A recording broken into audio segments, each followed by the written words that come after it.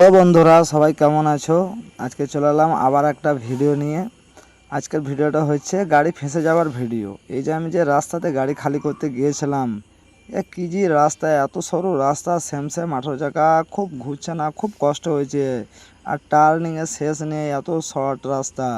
তো যাই হোক, চলো দেখানোর পর দেখা যায় গাড়িটা কোথায় খালি করছে, সেই জায়গাটা আমি আপনাদেরকে দেখাচ্ছি।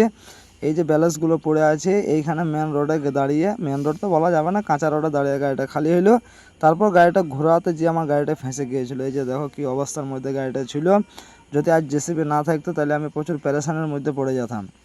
আমার গাড়িটা এখানে কোনো মতে গাড়িটা ঘুরছে না, দুবার তিনবার আগা পয়সা করলাম, দীপাঞ্চলের চাকা শুধু রোল করছে, ওই যে কাদা গলা রোল করে এই অবস্থা হয়ে গেছে। তারপর যাই হোক, সাইডে জেসিবি ছিল, তাই জেসিবিটাকে ডেকে আনলাম।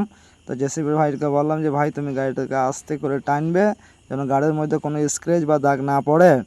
তো যাই হোক, দুবার টানার পরে আমার গাড়িটা অলরেডি ওই যে মাঠের মধ্যে নেমে গিয়েছিলো ডান দিকে শোটা, তারপর উঠে গেল। তারপর জেসিবিটাকে বললাম ভাই তুমি সরে যাও, আমি আমার গাড়িটা সেফটির মধ্যে করি।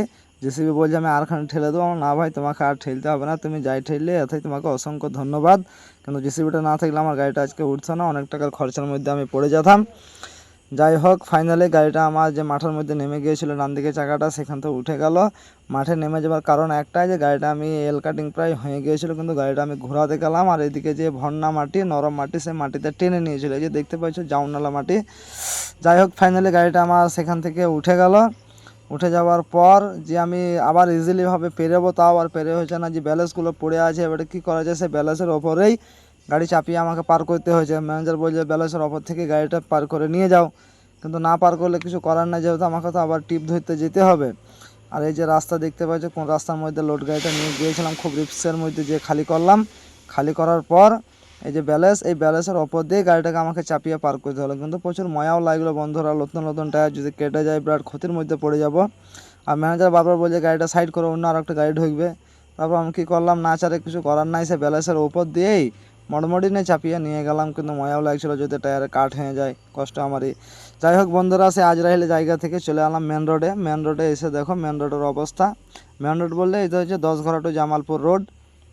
শুধু টার্নিং, বড় বড় টার্নিং, কোন সময় যে গাড়ি চলে আসে 4 চাকা 6 চাকা, কিছু করার নাই। কিন্তু এই রাস্তাটা আমি বলবো রাতের বেলায় সব থেকে বেটার, দিনের বেলায় খুবই কষ্ট। এদিকে গুঁড়ো কালনা স্টোর, এই যে রাস্তা। তারপর ফাইনালি চলে এলাম জামালপুর।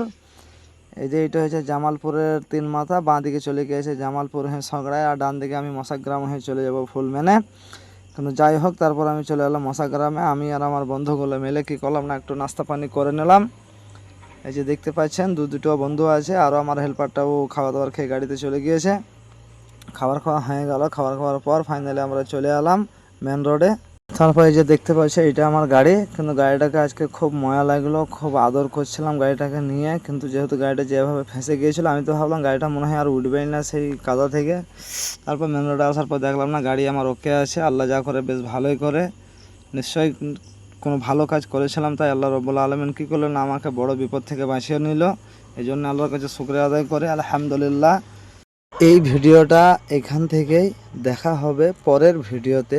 Best of luck.